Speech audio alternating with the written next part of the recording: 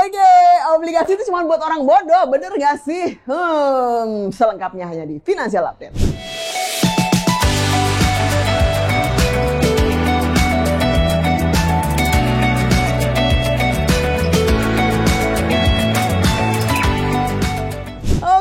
Belakangan ini kita sempat dihebohkan gitu ya di sosial media gitu. Kemarin sempat ada yang sounding obligasi itu adalah investasi yang tidak smart. Bener gak sih? Sebelum kita bahas tentang obligasi, kita harus tahu dulu nih artinya obligasi itu apa sih sebenarnya ya. Obligasi adalah surat hutang jangka menengah maupun jangka panjang yang dapat diperjualbelikan. Jadi ada obligasi pemerintah, ada obligasi korporasi, dan ada obligasi retail. Obligasi memperkuat keuangan negara karena perputaran uang yang terjadi dalam negeri bukan bergantung dengan hutang dari luar negeri. Jadi daripada si negara ini berhutang ke luar negeri, lebih baik dia ngutang ke warga negaranya sendiri ya, dengan memberikan janji kupon misalnya setiap bulannya nilainya bisa sekitar ya di atas bunga deposito lah. Sebenarnya obligasi sendiri adalah surat hutang yang dikeluarkan oleh satu lembaga, baik itu negara maupun perorangan maupun korporasi. Ya, jadi misalnya contohnya begini, sebuah perusahaan dia mau membangun perusahaannya. Jadi dia membuat atau mencetak surat hutang, di mana surat hutang ini diperjualbelikan ke warga negara ya. Yang paling gampang contohnya obligasi pemerintah. Sekarang ini apa yang teman-teman tahu? Ada ORI, ada Sukuk ya, lalu ada Sun kalau dulu ya. Jadi kalau Sukuk itu lebih ke surat hutang yang berbau syariah. Tapi kalau misalnya ORI itu lebih ke retail. Jadi misalnya gini, ORI, kan sekarang lagi ada yang mau muncul nih, sudah ada ORI 21, 22 ya, tergantung dari tahunnya. Nanti mungkin ada ORI 23 yang akan muncul. Negara membutuhkan dana untuk membangun negara tersebut. Dia daripada ngutang ke luar negeri, dia hutang dengan warga negara sendiri. Yang menjual surat hutangnya adalah bank-bank yang ditunjuk. Misalnya ada bank A, B, C, D, E, dia harus menjual ORI 23 dengan kupon misalnya 6,5%, tenornya panjang-panjang, rata-rata sekitar 35 sampai 20 tahun mungkin ya, kalau ORI bisa sampai dengan jatuh temponya. Negara yang mengumpulkan dana dari surat hutang tersebut, warga atau warga negara yang memberikan dananya, setiap bulan si warga negara akan menerima kuponnya atau bunganya, atau mungkin bisa ada yang per 3 bulan atau yang per 6 bulan tergantung dari kebijakan surat hutang tersebut. Sampai dengan jatuh tempo, maka si dana yang disetorkan ke bank itu akan jatuh tempo. Negara wajib mengembalikan full 100%. Jadi sama aja kayak negara itu ngutang sama warganya nih. Ya, dia buat bangun negara. Jadi kalau misalnya sudah bangun negara, buat bangun jalan tol kah, mau bangun aset negara kah gitu ya. Kurang lebih seperti itu.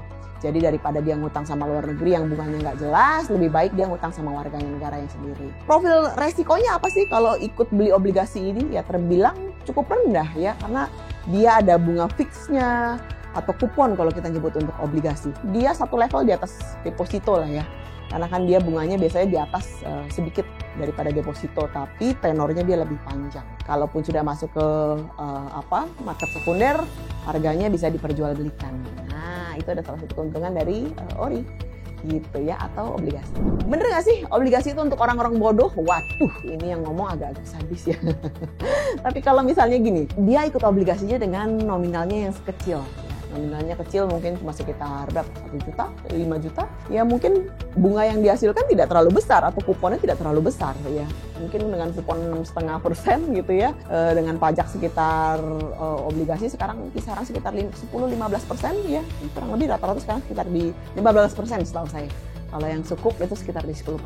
Dengan potongan pajak 15%, terus bunganya 6,5% ya. Jauh lebih menarik daripada taruh di deposito bank yang saat ini mungkin sekitar LPS-nya around sekitar 5 ya, 5,5, kurang begitu menarik lah ya, kurang lebih. Jadi kalau dibilang bodoh, nggak bodoh juga, karena ini adalah salah satu bagian dari pilihan investasi ya, sesuai dengan profil resiko yang dimiliki oleh para investor tersebut. Profil resiko itu sangat penting teman-teman. Orang-orang yang belum pernah memiliki pengalaman investasi, belum pernah saham, belum pernah reksadana, belum pernah main forex gitu ya. Sebenarnya kan profil resikonya belum siap, sehingga pada saat dia masuk ke profil resiko yang lebih tinggi, saat terjadi resiko masuk ke bursa dan harganya naik turun, dan pada saat lagi kondisinya tidak baik, pada saat harganya loss banyak, secara mental dia tidak akan siap ya. Sehingga apa yang terjadi ya, banyak yang kejadian yang tidak diinginkan lah ya, karena kurangnya edukasi, kurangnya informasi mengenai profil risiko tersebut. Teman-teman di sini mungkin pernah ada yang belajar jadi financial advisor ya, teman-teman akan diajarin bagaimana caranya pemetaan dan pembagian aset. Oke, jadi kalau dibilang obligasi itu untuk orang bodoh, nggak tepat ya teman-teman ya. Kalau dia nempatin 20 miliar, bunganya udah berapa tuh? Ya nggak sih? Lebih sangat-sangat menarik daripada dia harus standby di tabungan atau dia standby di deposito yang bunganya lebih rendah. Lebih baik standby-nya di bagi-bagi kantong lah ya, gitu, tidak full semuanya. Masih bisa ada porsi yang cukup untuk dibagi untuk bisa masuk ke portofolio obligasi. Gitu. Ada obligasi fixed rate nih, tapi rata-rata bunganya cuma sampai 7%. Tapi aku mau lebih, ada nggak? Ada sih ya. Yang produk yang punya profil risiko yang cukup rendah, aman pengelolaannya, bisa cek ya teman-teman. Kita ada simpanan berjangka dari Oren, ya dari Kopnus Pos, yang tentu saja aman karena kita bekerja sama dengan beberapa instansi besar, ya, salah satunya dengan PT Pos Indonesia. Lalu kita juga banyak bekerja sama dengan banyak mitra dan partner bank-bank besar di Indonesia.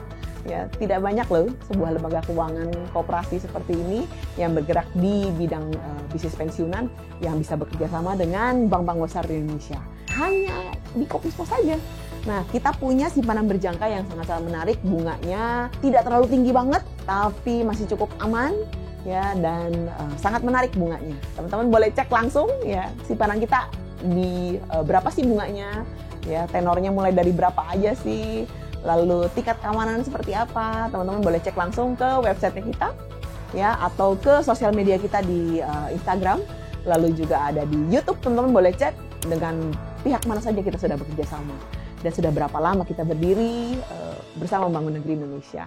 Luar biasa banget loh Kopnus Pos ini teman-teman, ya. Ya, teman-teman boleh cek langsung. Ya, sangat-sangat menarik dan tentu saja tidak ada biaya administrasi. Oke, demikian tadi teman-teman, ada informasi ya sedikit mengenai obligasi, ya, tentang apa yang lagi seliweran di luar. Investasi apa sih yang bisa dibilang bodoh gitu ya. Sebenarnya yang namanya investasi harusnya tidak bisa disebut dengan bodoh gitu ya, karena yang namanya investasi itu kan kita menaruh sesuatu di satu tempat ya, di mana diharapkan tempat tersebut bisa mengembangkan investasi yang kita punya, ya, bisa berkembang menjadi lebih baik gitu ya. Yang penting kita tahu kemana tempat investasinya, terus alokasinya seperti apa, pengelolaannya seperti apa. Kalau teman-teman mau taruh dana, mau nyimpen dana, harus dicek dulu ya keamanannya, pengelolaannya seperti apa, bunga yang dapat berapa. Nah, kalau teman-teman sudah clear itu semua, boleh belajar untuk investasi lebih baik gitu ya. Oke teman-teman, terima kasih. Semoga apa yang saya sampaikan hari ini bisa sangat-sangat bermanfaat untuk teman-teman semua. Sampai jumpa di Financial Update berikutnya. Saya Imei Wong pamit undur diri.